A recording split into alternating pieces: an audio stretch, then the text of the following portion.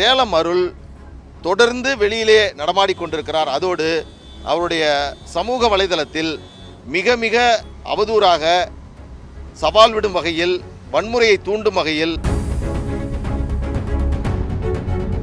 இன்றைக்கு நாங்கள் பிணையில் வந்துவிடக்கூடாது, பெயில் வாங்கிடக்கூடாதுங்கிறதுக்காக அருள் திட்டமிட்டு இந்த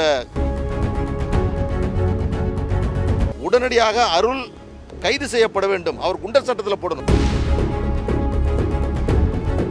சேலம் மேற்கு எம்எல்ஏ அருள் ஒரு துக்க நிகழ்ச்சிக்கு கலந்து கொள்வதற்காக சென்ற பொழுது பாட்டாளி மக்கள் கட்சியை சார்ந்த அவருடைய பாக்கு காய வைக்கும் இடத்தில் வாகனத்தை அத்துமீறி உள்ளே சென்று அந்த பொருட்களை சேதப்படுத்தி அந்த வாகனத்தை நிறுத்திய போது அது குறித்து அவர் கேள்வி எழுப்ப அங்கே பிரச்சனை ஏற்பட்டு அவர் கடுமையாக தாக்கப்படுகிறார். அவர் ஒரு உடல் ஊனமுற்றவர், அவரை மிக கடுமையாக தாக்கி பெரும் காயத்தை ஏற்படுத்துகிறார்கள். அதற்கு பிறகு இன்னொரு சம்பவம் நடைபெறுகிறது. இது அத்தனையும் இதற்கு முன்பாக பேசப்பட்டது. இந்த சம்பவங்கள் தொடர்பாக இருதரப்பு மீதும் 4 முதல் தகவல் அறிக்கை பதிவு செய்யப்பட்டிருக்கிறது.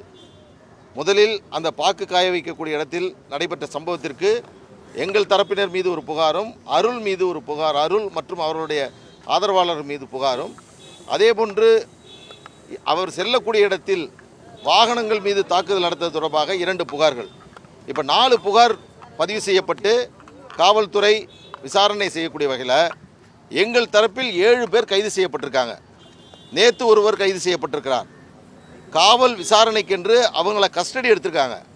ஆனால் சேலம் அருள் தொடர்ந்து வெளியிலே நடமாடிக்கொண்டிருக்கிறார். அதோடு அவருடைய சமூக வலைதளத்தில் மிக மிக அவதூறாக சவால் விடும் வகையில், வன்முறையை தூண்டும் வகையில் தொடர்ந்து பதிவுகளை அவர் மேற்கொண்டு வருகிறார்.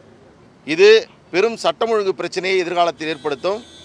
இது இருதரப்பினர் மீதும் வழக்கு பதிவு செய்துவிட்டு எங்கள் தரப்பினர் மீது மட்டும் கைது நடவடிக்கை மேற்கொண்டிருப்பது என்பது ஒருதலை பட்சமாக இருக்கிறது. தொடர்ந்து வரக்கூடிய குற்றச்சாட்டு ஆளும் கட்சியினுடைய தூண்டுதல் பேரில்தான் அருள் அவர்களும் திரு ஜி.கே. மணி அவர்களும் செயல்பட்டு கொண்டிருக்கிறார் என்று சொன்ன அந்த குற்றச்சாட்டு என்பது உண்மையாகக்கூடிய வகையில் காவல்துறை நடந்து கொண்டிருக்கிறது. பாட்டாளி மக்கள் கட்சியினுடைய தலைவர் மரியாதைக்குரிய அன்புமணி ராமதாஸ் அவர்கள் காவல்துறை மீது நாங்கள் நம்பிக்கை வைத்திருக்கிறோம், காவல்துறையுடைய உயர் அதிகாரிகளிடம் இது குறித்து சொல்லுங்கள், முறையான விசாரணை இருதரப்பிலும் நடத்தப்பட வேண்டும், இல்லை என்று சொன்னால் தமிழகத்தில் மிகப்பெரிய ஒரு போராட்டத்தை நான் நடத்துவேன், பாட்டாளி மக்கள் கட்சியினுடைய தொண்டர்களுக்கு உரிய சட்ட பாதுகாப்பு இல்லை என்ற நிலை ஏற்பட்டுள்ளது என்பதை எடுத்து சொல்ல வேண்டும் என்று சொன்னார். நேற்றைய தினம் அருள் தொடர்ந்து பல்வேறு விதமான சட்டம் ஒழுங்கு பிரச்சனையை ஏற்படுத்தி வருகிறார்.